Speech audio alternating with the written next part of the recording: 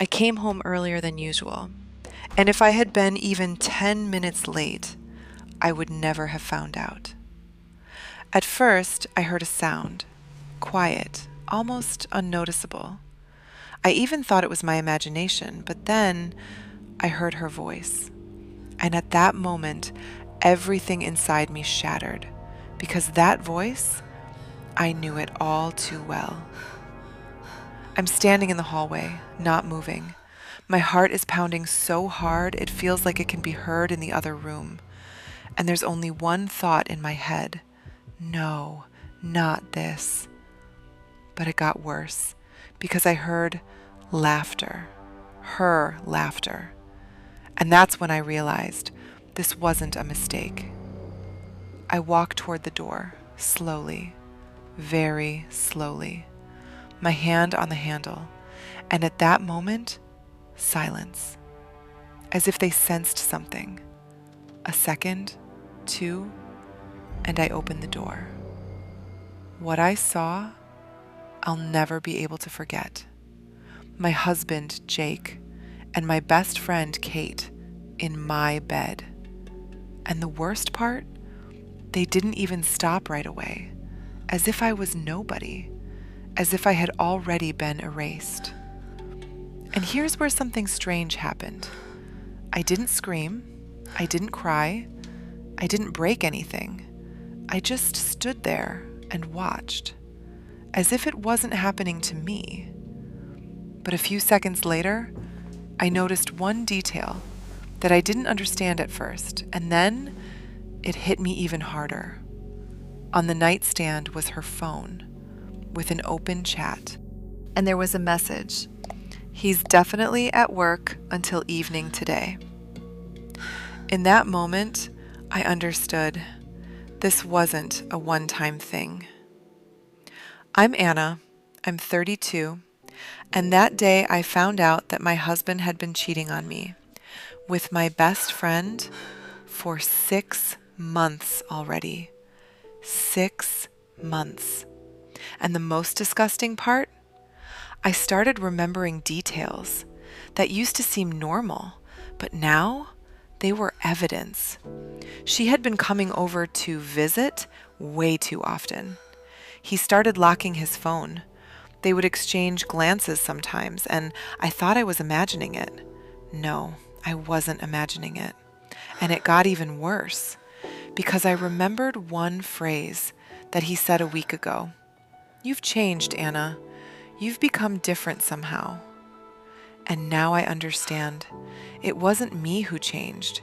It was that he was already with her and comparing us. I left the apartment. I don't even remember how. But the strangest thing happened next. I didn't go to a friend's place. I didn't go to my parents'. I drove nowhere. Just drove until I stopped. And there, in the car, something happened that I didn't expect from myself. I started laughing. First quietly, then louder, then hysterically. Because if I had started crying, I wouldn't have been able to stop. But that's not all. Because 2 weeks later, a person appeared in my life who turned everything upside down. And here's where it gets really unexpected. This person was his identical twin brother. Yes, and if you think that's already weird, just wait. Josh, the spitting image of Jake. The same eyes, the same voice, the same smile. And when I first opened the door for him, everything inside me tightened because for a second, it felt like it was him. But within a minute, I realized, no, this was a different person. And here's the moment that finally broke me. He didn't defend his brother. Not at all. Not a single word. He said, "I know everything. And if you're hurting right now, I'm here." And you know what's strange? He didn't ask, "What happened?" He already knew. I told him not to come over, but he came anyway. And that's when something I never expected began. He brought a cake, carrot cake, my favorite, which I had mentioned. only once, 6 months ago. And I realized he had been listening, unlike my husband. We sat in the kitchen until morning, and that's when the turning point happened.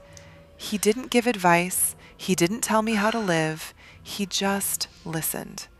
And at some point, I caught myself thinking, I feel calm for the first time in a long time.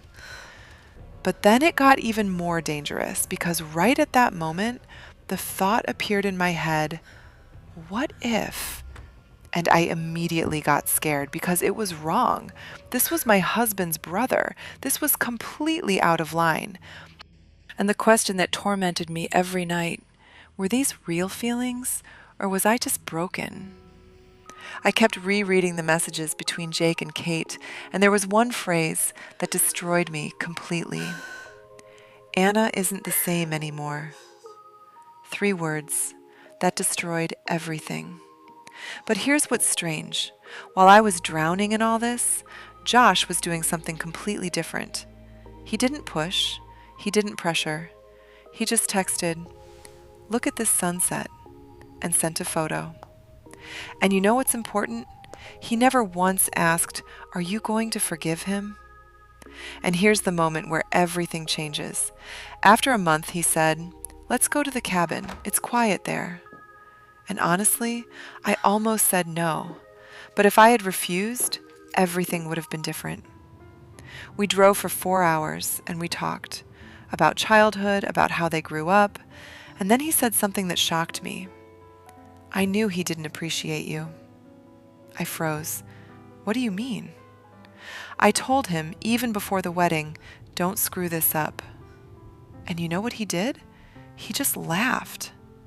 And in that moment, something finally clicked inside me, because someone had seen it from the very beginning, but stayed silent. And here's where everyone gets it wrong. Everyone thinks this is a story about cheating. No, this is a story about who was there when everything fell apart. We sat by the fire. I was telling him how I always wanted to travel, how I wanted to live differently. And then he did something that completely finished me off. He opened his laptop and said, "Here are the plane tickets. We can fly out next week." And in that moment, I felt alive for the first time. But then came the hardest part, because that night I couldn't sleep, and I kept thinking, I'm just replacing one with another. This is a mistake. This is betrayal. And that's when something happened that decided everything. He came over, hugged me from behind, silently. And in that moment, I understood one thing that changed everything. This wasn't the same person. Not at all. I turned around and I kissed him first. And if you think this is the end of the story, no, this is only the beginning. Because 4 months later, everything came out. Jake found out, and that's when the real confrontation happened. He burst in, yelling, punches, 2 identical faces, and one phrase that put everything in its place. "You betrayed me." And Josh's answer? "No, you betrayed her." And in that moment, it became clear who was who. But there was another blow. Kate called and said, "You destroyed everything." And that's when I answered calmly for the first time, "No, you two did that. I just survived." I filed for divorce without scandals. And you know what's the strangest thing? I felt lighter, as if I had stepped out of someone else's life. Jake stayed with her. Fine, I don't care anymore. Josh moved in with me, but we're not rushing anything. And here's the key point that explains everything. This isn't about replacement. This is about choice, a conscious one, an honest one. And now comes the main question that everyone asks. How could you? And my answer is simple. How could they? And you know what's the most unexpected? I learned to trust again. Not everyone, but one person who didn't betray me when it would have been the easiest thing to do. This morning, I woke up in his arms. He was still sleeping, and I looked at him and thought, if I hadn't come home early that day, I'd still be living in an illusion. And maybe that would have been much worse.